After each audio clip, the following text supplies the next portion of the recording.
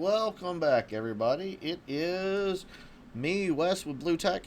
We're going to be covering conversations and your email templates and your trigger links and reading mail and messages and all of that in this training. So let's go ahead and jump into it. So as you can see, conversations. I don't have any messages that are unread. Normally they would pop up here if I had any unread messages. So this obviously syncs to your email. It syncs to your Gmail. It syncs to your Office 365. It syncs to different email platforms. You can click in here and these would be your recent conversations. This does include SMSs. It doesn't just include your emails. So if you have your SMSs set up through Twilio in this platform, you'll be able to see your messages here and all the conversations you've had with people.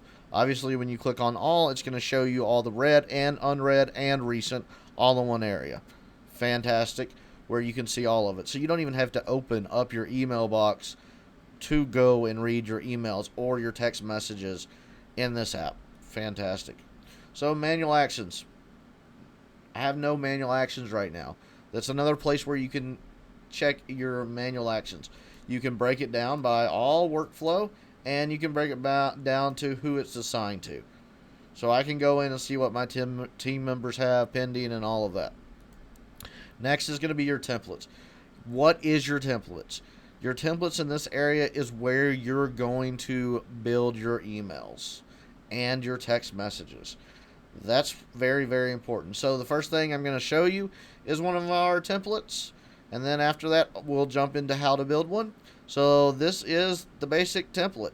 You can see that it's very colorful. It looks amazing. This is just a short preview of what you can do. You can add pictures. You can indent.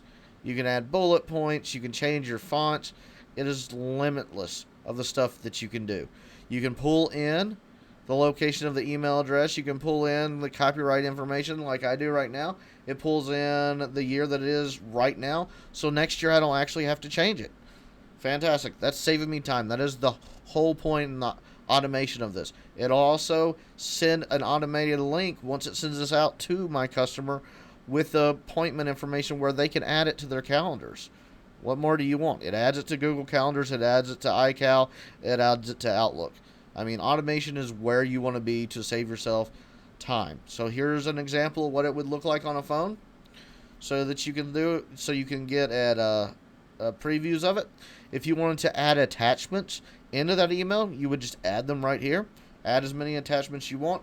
There is a limit of 200 megabytes. Keep that in mind. That isn't my limit. That is actually the email carrier's limit, and there's an average of 250 megabytes, between 200 and 250 megabytes for your email attachments.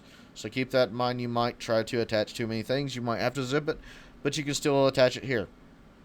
If you wanted to send yourself a test email so you can see what it looks like right after you get finished building it or as you're building it, you can do that here.